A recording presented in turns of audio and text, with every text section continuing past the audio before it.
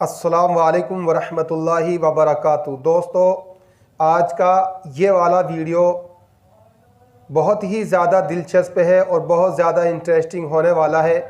اس video کو آپ لوگ پورا آخر تک ضرور دیکھیں، بیچ میں اس کو اسکپ مت کریں۔ اور ایک چھوٹی سی آپ سے گزارش یہ ہے، اگر آپ چینل پر نئے ہیں تو اس کو ابھی سبسکرائب کر لیں تاکہ آنے والی ہر ایک ویڈیو کا نوٹیفیکیشن آپ کو ملتا رہے۔ چلیے ویڈیو شروع کرتے ہیں۔ ناظرین، یہ حیرت انگیز کہانی ماریا نصرت نامی لڑکی کی ہے جس نے زندگی کی 21 بہاریں قادیانیت میں گزاری۔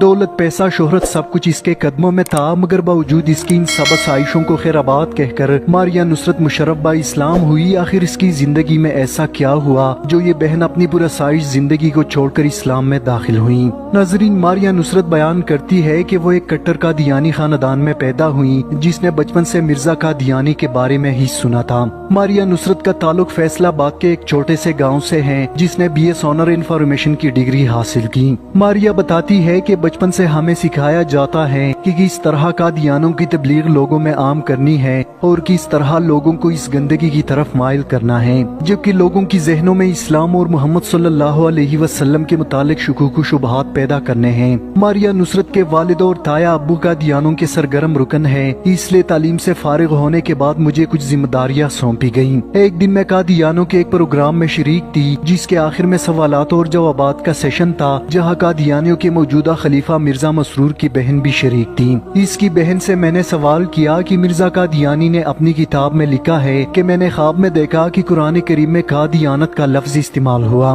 اس لیے میرا آپ سے یہی سوال ہے کہ مجھے دکھایا جائے کہ آخر قرآن مجید میں قادیانیت کا لفظ کہاں استعمال ہوا۔ ماریا نصرت بتاتی ہے میرے اس سوال کا اس کے پاس کوئی جواب نہیں تھا اور بجائے مجھے مطمئن کرنے کی میرے ساتھ لڑنے لگی۔ میری بہن جو کہ قادیانوں کی سرگرم رکن تھی، میں نے ان سے کہا دیکھو میرے سوالوں کا ان کے پاس کوئی جواب نہیں۔ ایک اور بات جس نے مجھے شدید شکوک و شبہات میں مبتلا کیا اور وہ یہ کہ مرزا قادیانی نے اپنی کتاب میں لکھا ہے کہ ہم مکہ یا مدینہ میں مریں گے، حالانکہ مرزا قادیانی کی وفات لاہور میں ہوئی۔ اس کے بعد مجھے احساس ہوا کہ جو رستہ ہمارے بڑوں نے ہمارے لیے چنا ہے اس میں کوئی حقیقت نہیں اور یہ تباہی اور ہلاکت کا رستہ ہے۔ اس کے علاوہ ماریا نصرت بتاتی ہے کہ مرزا قادیانی نے اپنی کتاب میں لکھا ہے کہ میں نے خواب میں دیکھا کہ میں ہی نعوذ باللہ خدا ہوں۔ یہ سب جب میں نے اپنے گھر والوں سے بیان کیا تو وہ بھی بہت زیادہ حیران تھے کہ آخر کوئی انسان خدائی کا دعویٰ کیسے کر سکتا ہے، یعنی یہ لوگ جہالت میں اس قدر ڈوب چکے ہیں، دولت نے ان کو اس قدر اندھا بنا دیا ہے جنہیں ان باتوں کا علم بھی نہیں کہ ان کا خلیفہ نہ صرف خود کو نعوذ باللہ رسول بلکہ خدا بھی تصور کرتا ہے۔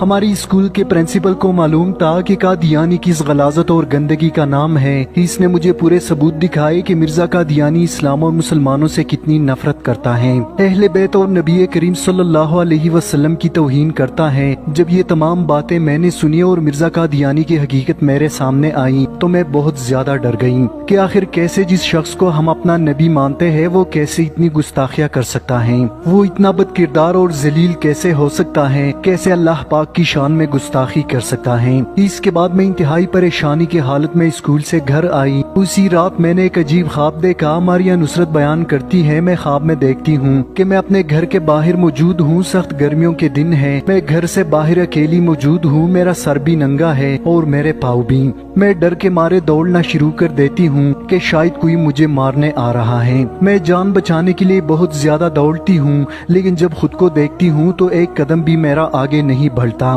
اس بات سے میں بہت زیادہ پریشان ہو جاتی ہوں کہ میں نے اتنی محنت کی، اتنی دوڑی، اتنی ہمت کی، لیکن اللہ تعالیٰ نے میری ایک بھی قدم آگے نہیں بڑھائی۔ اس وقت میری آنکھ کھل جاتی ہے اور میں دیکھتی ہوں کہ میرا پورا جسم پسینے سے شرابور ہے اور مجھے اپنے آپ سے بہت گندی بدبو آتی ہے۔ پھر اس کے بعد یہ خواب مجھے کئی بار آیا اور جب بھی مجھے یہ خواب آتا میں اور زیادہ ڈر جاتی۔ میں انتہائی تذبذب اور بے چینی کا شکار تھی، لیکن خدا کا کرنا ایسا ہوا کہ میری ملاقات ایک سابقہ قادیانی عرفان محمود سے ہوئی جو اسلام قبول کر چکے ہیں اور دینی اسلام کی دعوت و تبلیغ کا کام بھی کرتے ہیں۔ انہوں نے مجھے تسلی دی اور میری اسلام کے متعلق کافی شکوک و شبہات دور کیے۔ इसके बाद मैंने मिर्जा कादियानी पर करोड़ों लानतें भेजी और इस्लाम कबूल किया।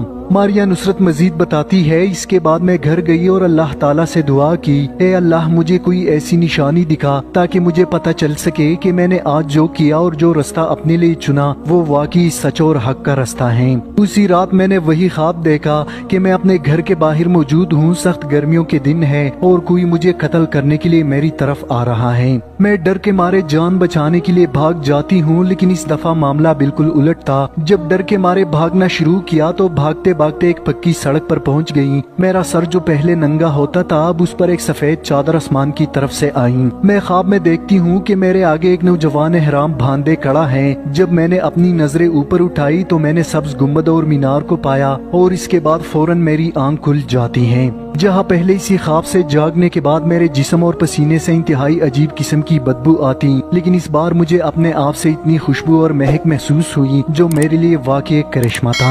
मैंने इस बात पर अल्लाह ताला का शुक्र अदा किया कि मेरा दिल इतना मुतमईन नहीं था, मगर इस ख्वाब के बाद अल्लाह ताला ने मुझे इस्लाम की हक्कानियत और सच्चाई जाहिर की। अल्लाह ताला ने मुझे ख्वाब में अपनी नबी का रोजा दिखाया और समझाया कि आज तुमने जो किया बिल्कुल सच्चाई और हक का रास्ता है।